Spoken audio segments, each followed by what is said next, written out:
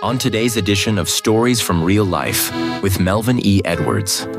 Our guest for this episode is Giorgio Natili. Giorgio is a tech leader, author, and someone who believes in leading with courage, even when things aren't perfect.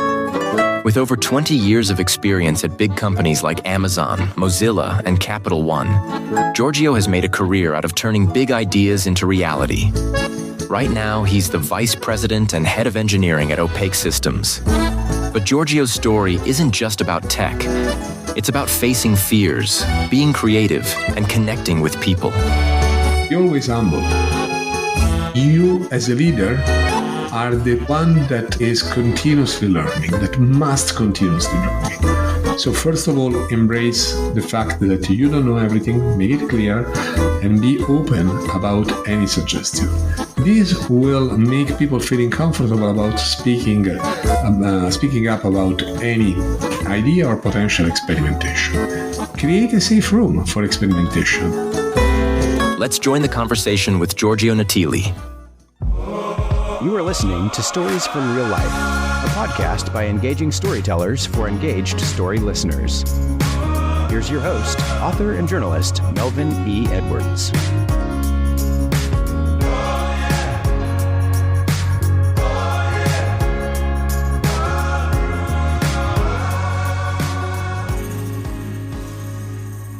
Hello again, and welcome to another episode of Stories from Real Life. I'm your host, Melvin E. Edwards.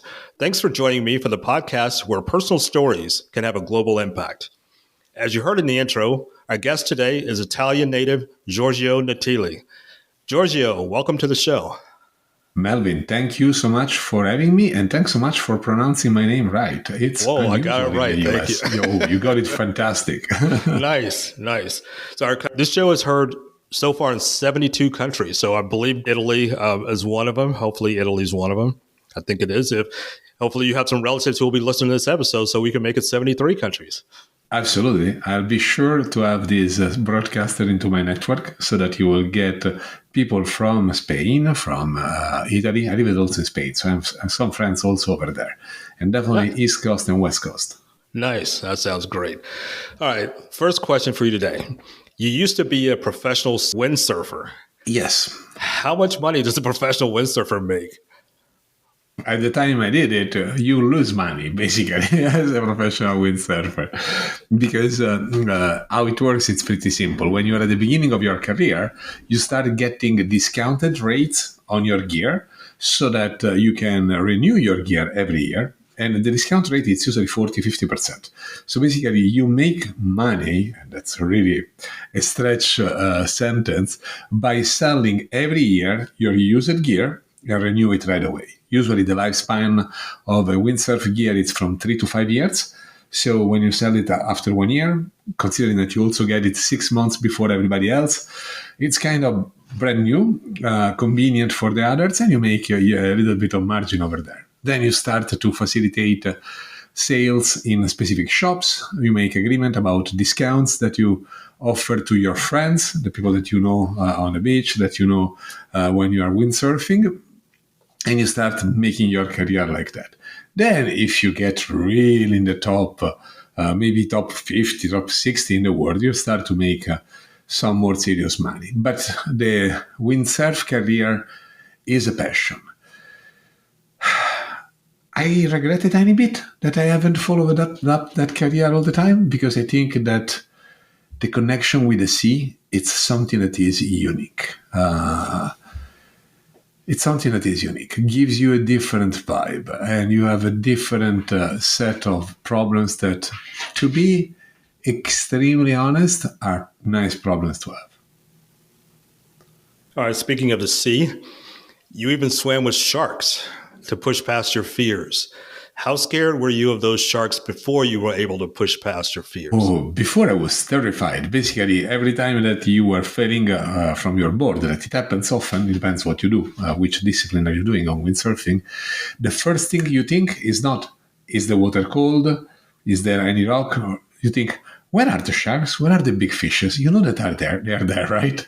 So definitely was something that was continuously in my mind.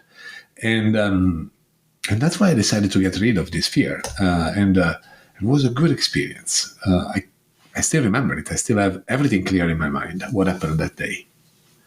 So did you actually touch one?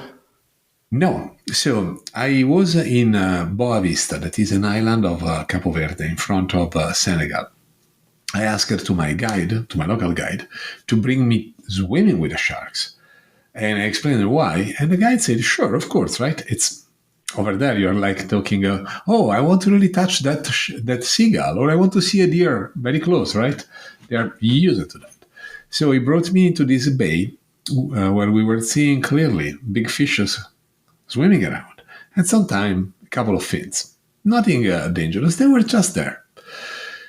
Or nothing that was looking that dangerous. We put our own mask and we started to walk into the water the closest as possible. And then we started to swim. And I remember that when I was with my head into the water to see the sharks, I was seeing just this circular movement of shades. And I was listening and hearing only my breath. It was really tense, really tense. And that's it. We get closer enough, I think, 3-4 meters from them. That for a shark, it's a snap. So they can reach you. If they decide to attack, there is no way. But they didn't pay any attention to us. Or actually, I can't tell you because I was not able to see very well their eyes. And then I realized that they have biggest interest than human beings. Of course, shark attacks can happen. I'm not saying that they cannot happen. But then was my break moment, and I started to realize how many times I met sharks after that experience, and I was not scared.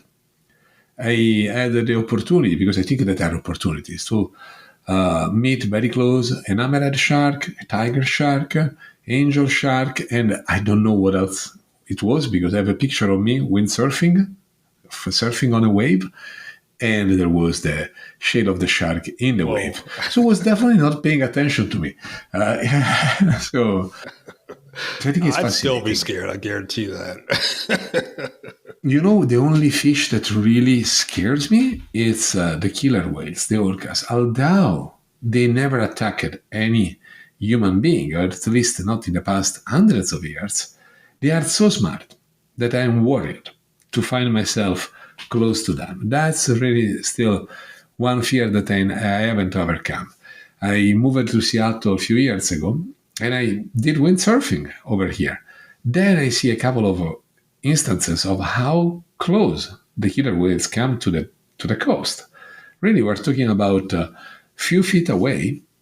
And since that day, because I really saw them passing on the beach close to in the island where I live, I never went again into the water windsurfing, because I don't want to find myself so close to that fish. They will be gentle, I'm sure, but they will terrify me because they are so big. They're big. They're way bigger than a shark. Well, I'm sure calming your fears of sharks has helped you in the business world, where we have a number of different types of human-type sharks. Yes. So you've got an upcoming book called The Imperfect Life of an Engineering Manager. It's all about leaders how leaders can do great things by embracing imperfection, including everybody, and adapting to change. How do you believe, or why do you believe imperfection is the key to achieving excellence in leadership? Well, I do believe that imperfection, attaining perfection is too much time consuming. It's very easy, or relatively easy, to get to 90%. The last 10% is always the most complex part and complex aspect. And in people management, in general, in business management, there is not a secret sauce to make everybody happy or to reach all the customers. Each of us has preference. As a customer, there is somebody that like buying books at Barnes & Nobles and others on Amazon, right? It's a matter of preference. The title is the same. So is really perfection important? No. I think that there are way more things that are important and make a good leader a great leader, a good business a great business, and so on. For instance, from a leadership perspective, for me, the ability to understand that each of us is different, it's the key. So you can't expect that your message will reach out 100% of your audience if you don't flex your message and if you don't make your message really relatable. And nobody is perfect. Nobody likes perfection. Perfection is a cliche. It's just doesn't exist, or in some cases is pushing you toward a level of attention to the details that is overwhelming and not creating the vibe that a team, that a company needs to succeed. On the other hand, if you start to apply the concept of, okay, nothing is perfect, so let's just throw it out and iterate, no, you are lowering your bar, you are lowering your standards. The journey toward perfection is unattainable, but the journey toward excellence is definitely attainable, because excellence is not 100% perfect, but is definitely a way to set up high standards of communication, high standards when you relate with your people, when you plan, when you do business, when you are critical, when you question something, when you decide and pick which battles you fight. If you want to be perfect, you have to fight all the battles. You will never succeed. So I think it's way better winning 90% or 80%. There is not a magic number, okay? I'm just throwing numbers out of your battles, the battles that matter, rather than try to get 100% of them as a success. You will fail, you will be frustrated, and you will not do anything good, neither for you, for your team, or for your business. All right. You talk about being an engineering manager. My son is an engineering manager. He's a mechanical engineer. So what kind of an engineer are you? I'm a software engineer. So there is a subtle difference. Of course, and I have a background in mechanical engineering, so that's my bachelor. So I'm not advocating to having an engineering manager to say, oh yes, this car is about perfect, and then at some point, a machinery, a car, or whatever, throw apart. But specifically in software engineering, perfection is hard, if not impossible, to obtain. You can get to excellence because you can have safeguard about whatever you do.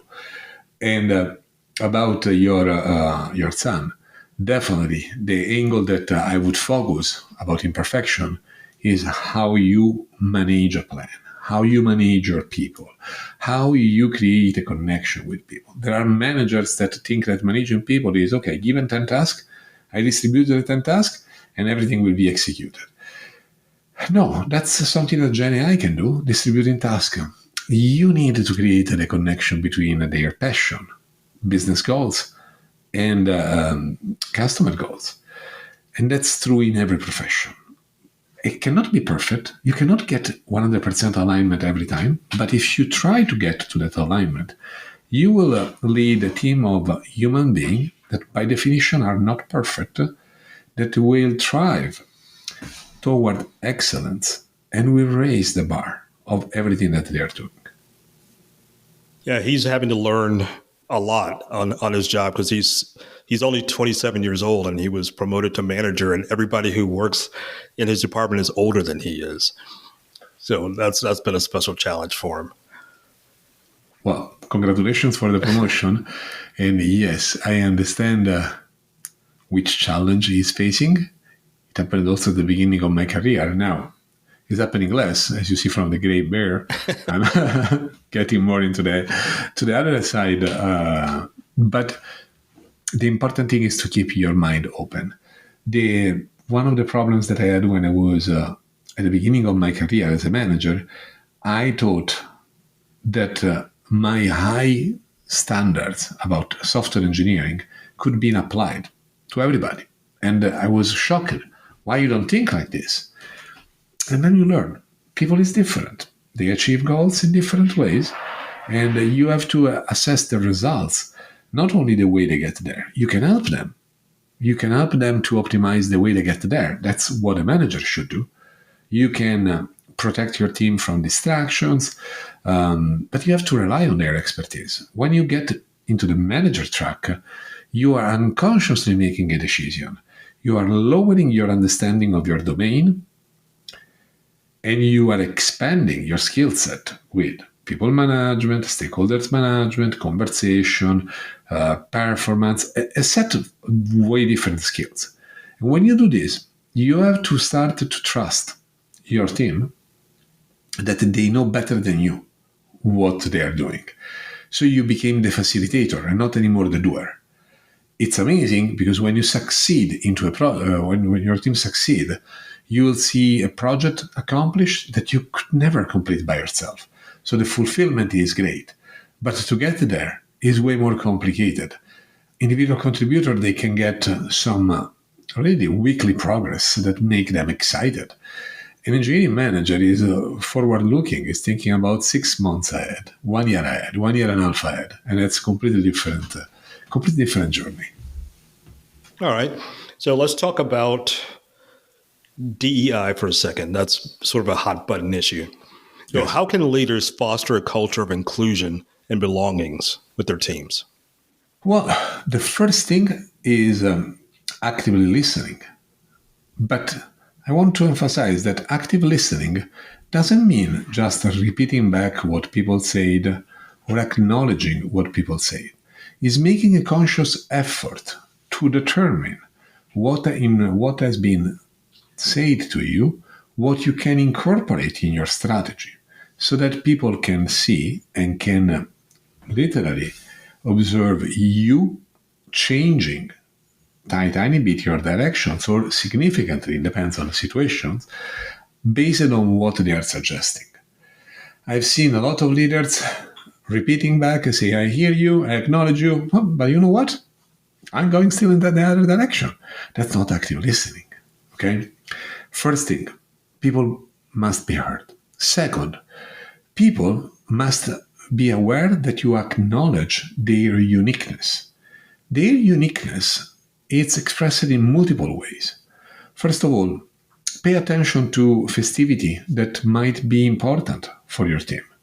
I have right now a team that is distributed between Europe and US. And what I do consistently, it's acknowledging their holidays and letting the team in Europe decide if they want to celebrate the US holiday or if they prefer to follow their calendar. And I acknowledge what is happening. Say, oh, today is Independence Day in Romania. It happened a few days ago. That is making you really paying attention to these small details. Celebrations, festivity are not just an opportunity to be off of work. There is something, right? Third thing is use an inclusive language. It's very important to don't consider your team like a safe space where you can use whatever language. No, that's another mistake that some leaders do. The importance of keeping your language polite. Don't get frustrated, or if you get frustrated, don't get heated at least. Using always the right words. Make a pause to think what is the right word. And if you make a mistake, acknowledging and say, oh, I used a word here that I shouldn't have. Let me rephrase it. That's giving them a clear signal that you are respecting and trying to do your best to respect their communication preferences. You can't be perfect, but they can't ignore the fact that you are really going toward them and say, hey, I'm doing my best. I want to be as much as inclusive as possible. The other thing is taking deliberate actions. Right now, I have 3 managers in my team, 2 are women. When you recruit for a new manager, there is nothing wrong in speaking with your recruiter and saying that you want to meet and listen and interact with candidates that come from different ethnicity, genders, sexual orientation. You can make an explicit request. Doesn't mean that you have to favor one versus the other, because then you're becoming non-inclusive on the favoring diversities, but you have to listen to more than that. We are hiring some entry-level engineers. We had a loop of 4 interviewers, 4 candidates, split in half, 2 men, 2 women. Perfect, right? You listen to both of them. Guess what? We hired two, one man and one woman, right? So, but that was not the intention. So take some small actions. Acknowledge the Pride Month. Acknowledge Juneteenth. Acknowledge festivity, celebration continuously. And the last thing that you can do to really speak about the DNI is to don't stop talking about the DNI. So also when you are in a meeting, if there is an hot topic, bring it up. By keep talking about it, you are signaling really clearly to your team and to your people that you care about it. Okay, that all makes sense. All right, we talked in the beginning about you being from Italy. So what lessons have you learned from moving from Europe to the United States, and how has that impacted your leadership style? So many, but the most important one was exactly about diversity and inclusion. When I moved from Italy to US, I was impressed about the effort that companies and people was putting in diversity and inclusion. Inclusive languages, pronouns, everything struck my attention. And I was thinking that was even too much. So my bias at the time was, I come from Europe. In Europe, we don't have all these problems. We have a way easier way to go after things. We make jokes. Everybody is happy. And then a few things happened. Once, after 1 year and a half that I was in the US, I was spending time with organizing a meetup in Boston, a pretty popular meetup.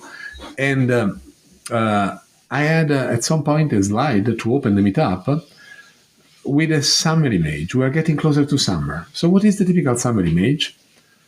A car, a beach, a woman in bikini. And my intention was absolutely good. I saw few of my guests. I was doing this with a meetup of another meetup led by a set of wonderful women in security. And I saw their face and I said, well, there is something wrong here. I think I've done something wrong, but I was not sure about what I've done wrong. So the day after, I sent an email and I said, I don't know what I've done wrong, but I can clearly see that your face were not happy. She explained to me what I've done wrong. And I answered back to my mail, oh my God, I'm so sorry. I didn't realize that. That was my aha moment when I started to see that not paying attention to these small details and to also to the big details of diversity and inclusion was wrong. And also simply making a joke that is absolutely the norm in Europe is not inclusive and it's not okay. And since then, more than a decade ago, I stopped to make jokes. I corrected all my friends. If a friend of mine in Italy make whatever joke about whatever diversity, they say, oh, well, that's not inclusive.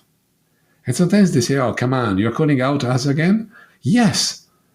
I call out my relatives, friends, everybody. And I speak continuously about this with my kids.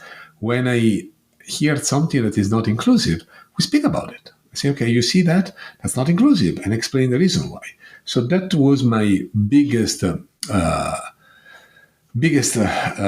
shock. And the other thing was that I was believing, honestly, that racism was an exaggeration, but then I had been also attacked because I was Italian. So people had been racist with me, openly saying, I'm going to come under your house and kill your family.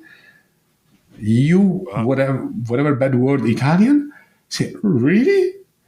Oh, and then that was another aha moment. That was in 2017. I say, oh, okay, it's not only such a strong thing, it's also very violent. And doesn't matter if you are white, if you are a person of color, doesn't matter. You get targeted as soon as people want to find something to go after you and something to go against you. Because if you're doing the right things, sometimes you make noise. And if you make noise, you get under attack. And that was really striking my attention. And then if you think about what happened in the past 7-8 years, starting from 2020 George Floyd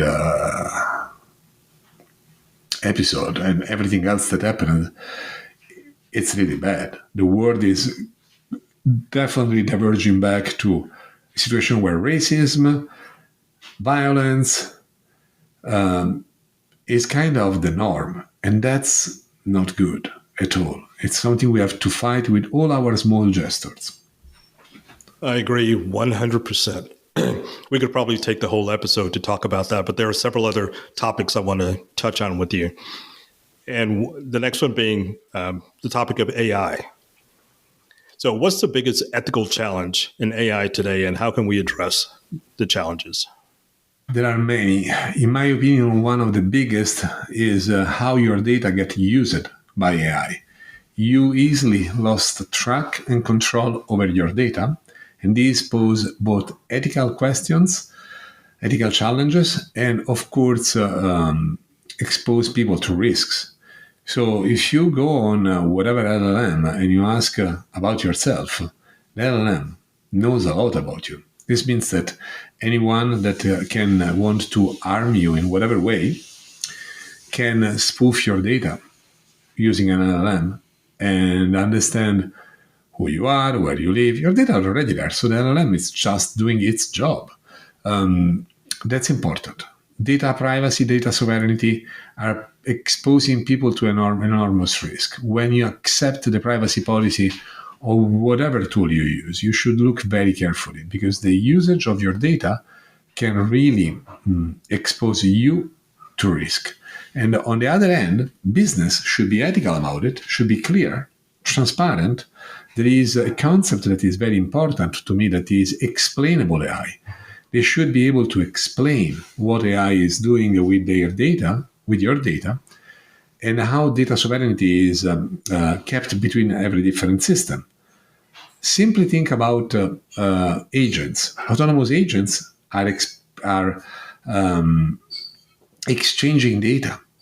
If they are exchanging sensitive data, they are basically disseminating your information everywhere. Also, if the model is not trained on your data, but just on biases and weights, what happens is that the weights and biases stay in the model. And there are techniques to reverse engineering that. So if a model, for some reason, leak or get compromised or an attack succeed, your data are potentially at risk. So the ethical challenge is, first of all, how data are managed and what is the ethical usage that is done of your data. The underlying problem is also that the industry right now is thinking that AI can replace human being. It's partially true. There are tasks that AI can do faster than you. But the challenge that I'm observing is that a lot of companies are simply thinking, which AI can I use to replace this individual? That's a good business approach. I don't think so. You should look at which AI you can use to augment your people, to augment the productivity. That's the other ethical challenge that we're having. Also because, think about a simple example. Uber. A few years ago, Uber was so cheap. You were going from one point to another with few dollars. Okay? Then we get to use it. Now Uber is expensive. It's something that is more expensive than a taxi, than a cab, but has a lot of benefits. AI will do the same. Right now, AI is relatively cheap. At some point, AI tools will cost not like a human being, but maybe a quarter, okay, of a human being. So you're really not doing a great thing to your job, cutting out to your business, to cut out people. You should understand how you can augment them. And you really don't need to fire people for AI, because if you can augment the productivity of your people, you can propel your business. Now, if your business is not a business that is worth to be propelled, that's a different question. You should rethink your business. But that ethical consideration should be in the mind of every leader.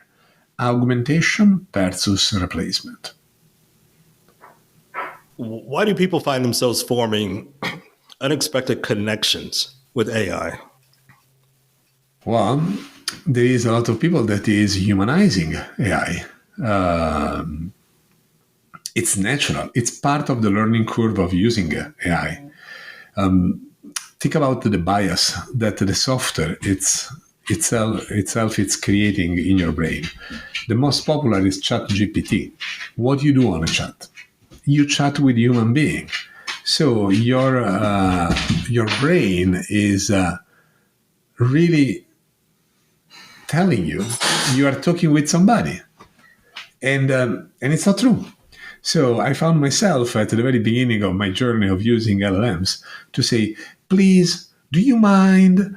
And I thought, it's cute, right? I'm respectful of, then I realized, no, I'm respectful of nobody. That's just a large language model. That's a bunch of algorithms. So I'm not advocating to treat poorly AI, but I'm neither advocating for humanizing AI. There is a very big difference. So use it. It will augment your productivity on every field, but being also the subject matter expert. AI cannot be the subject matter expert. If you look at the output carefully, if you have experience in the field, you'll spot so many errors. So why is it saving you time? It's saving you time because it's generating faster the content. You don't focus anymore about the cleanness and the perfection of every single sentence, but on the general message. But you must be the subject matter expert. So don't humanize it. It's not your best friend. It's just a tool. All right. How do you balance innovation with privacy in confidential AI systems? So that's the reason why I joined the company I currently work for. I work for Opaque, that is a company that is specialized in building AI workflows on top of confidential computing. Confidential computing is a different way of computing where you can ensure through several hardware root-based verification that data are never getting compromised, neither when they are in use. I think it's important to start to migrate everything we do on confidential computing because it's significantly changed the security posture of any system, specifically with AI. So right now, my team is working on a confidential LLM, meaning the LLM is deployed on confidential computing, and having several workflows interacting with that LLM. It's a game changer. The LLM itself, although it's big, you have backups and everything, it's hosted in a confidential virtual machine that we manage in such a way that if there is a single variation, meaning an attack, a port that is open, an HTTP request that was not expected, we send the CPU in panic mode. That means the machine crash, so data cannot live. So it's a game changer. You can do many things. Think about healthcare. When you have hospitals that want to expand a specific research and they want to share, to mix data, they can't from a regulation standpoint, but through confidential computing and through specific workflows, they can use data and actually a synthesized version of the data to build algorithms, additional models, scripts that massage this data. And then when they go in execution mode, data stays encrypted. And when they are unencrypted, they are in this confidential virtual machine that is unbreakable or immutable. There are extreme cases where you can reach, of course, you can break it. Nothing is 100% secure, but it's dramatically more secure. Neither the cloud service provider can access to that data without having a key. And the key is owned by you. So if you leak the key, of course, they can access the data.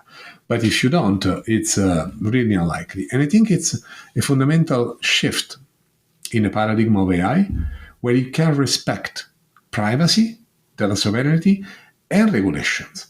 In Europe, there are way more regulations about AI and are way more strict than in the US, and I think it's a good thing. Now, it's impacting the innovation. Sure, of course. The more regulation you have, the more things you have to look after. But if you embrace the movement of confidential AI, you can be compliant with, let's say, 90% of the regulation with no effort. And this means that innovation is not, or no effort or very minimal effort.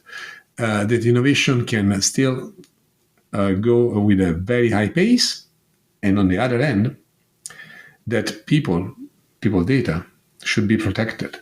And think about the ethical and the ethical implication. There are tribes that maybe are leaking their information into an LLM without knowing. Think about just all the LLM that generate images. If an LLM generate an image based on art that has been produced by a tribe but that is unaware of it, they are making money to somebody else. And that's not okay. Plus, they are exposing their roots, their culture unconsciously. So with confidential AI, you can protect many different actors, I would say, of this new revolutionizing landscape that AI brought to us. How can leaders encourage experimentation and adaptability in their teams? Well, first of all, they should be open-minded and never say, I have done this in the past, let's do it again. You are basically shutting down everybody's willingness to try a new way of doing business. Can be a new way of building software, but can be also a new way to organize the team or simply organize the office. Be always humble. You, as a leader, are the one that is continuously learning, that must continuously learning. So first of all, embrace the fact that you don't know everything, make it clear, and be open about any suggestion. This will make people feeling comfortable about speaking up about any idea or potential experimentation. Create a safe room for experimentation. Sometimes I run what I call a crazy 8 session with my team, 8 minutes to write down on a small piece of paper 8 crazy ideas, and then we mix all of them together and we speak about it. Sometimes we get nothing, sometimes we get something. And then it depends on the context, right? If it's a very customer-facing product, like when I was working for Kindle, that's way easier to get a good idea or a good experiment out of it. An example was how we changed the algorithm to manage widow and orphans at the beginning and the end of the page that improved dramatically the readability of the book on a digital surface.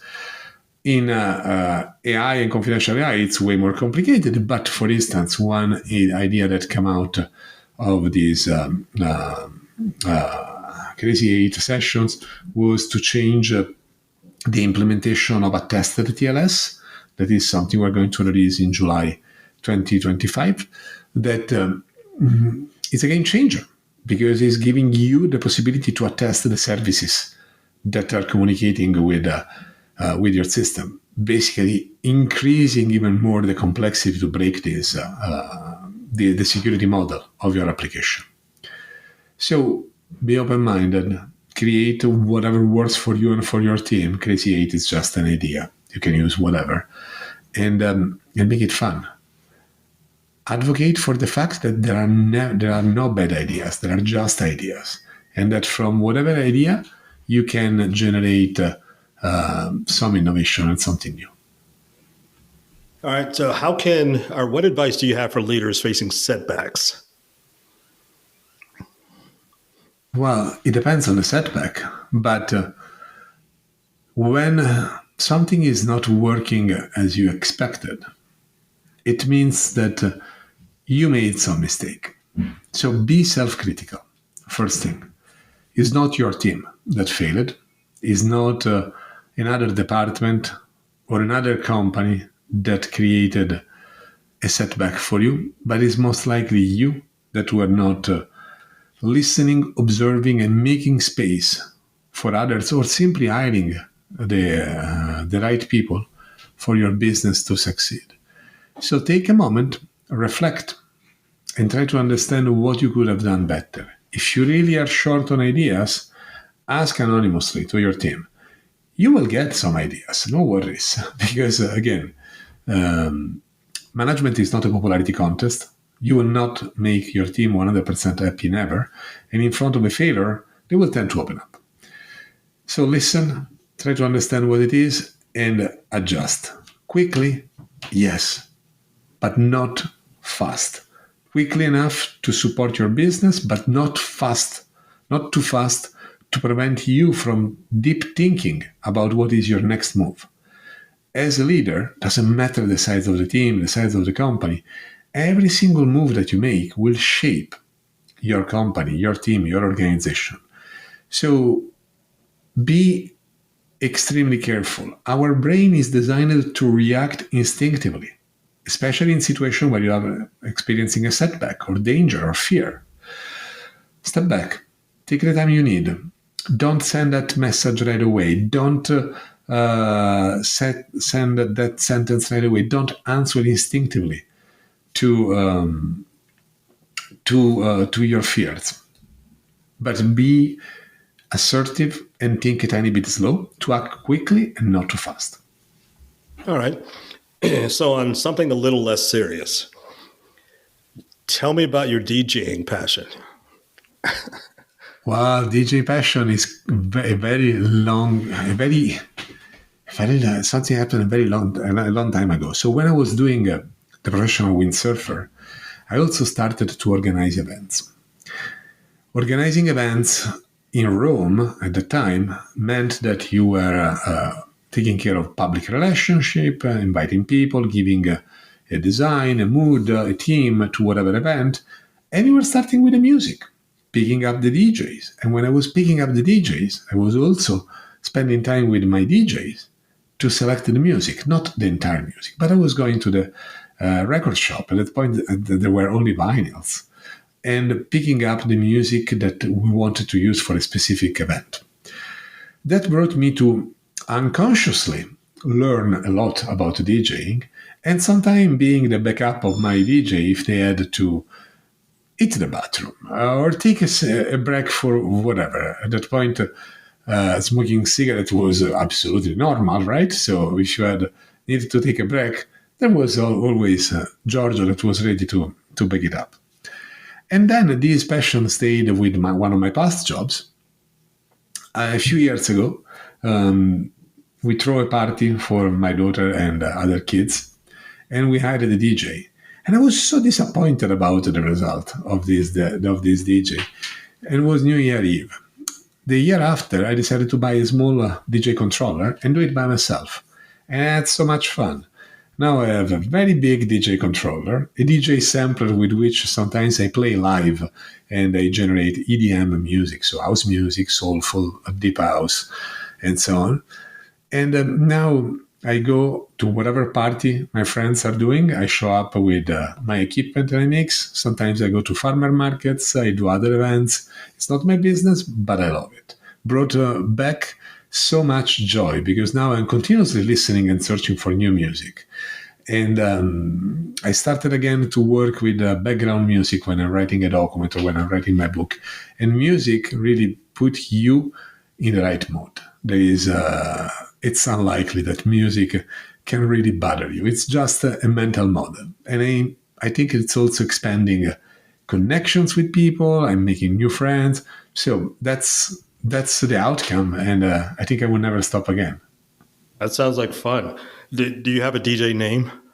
No, I still go by my name, Giorgio Natili, and I publish my DJ stuff on Instagram. So Instagram is the only the thing that I keep for the fun stuff, and LinkedIn for the professional stuff. You need a DJ name to make it cooler, like just DJ Giorgio or DJ Natili.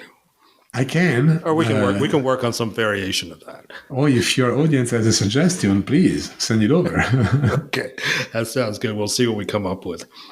So as a final question today, what bit of advice would you like to leave with the listeners?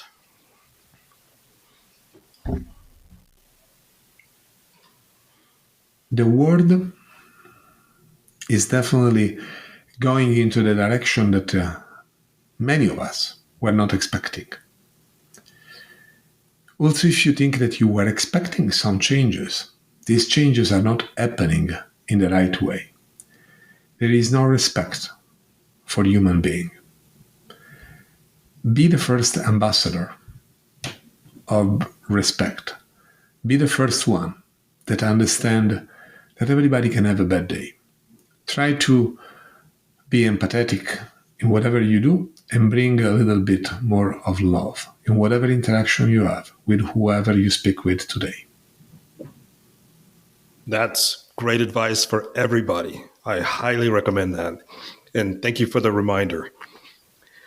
So our guest today has been Giorgio Natili. Giorgio, thank you so much for being here today. I enjoyed this conversation. Likewise, Melvin. Thank you so much for having me, and feel free to have me any other time. All right, that sounds great. Please go to my website at podcastreallife.com for more information about my guest and the things we discussed today, including his upcoming book. That's it for today's episode of Stories from Real Life. Join us again next time for another chance to learn from each other. Until then, don't forget to shine your light wherever you go. Thank you for tuning in to this episode of Stories from Real Life. Don't forget to subscribe and share. Let's meet right here every Tuesday and Friday. See you then.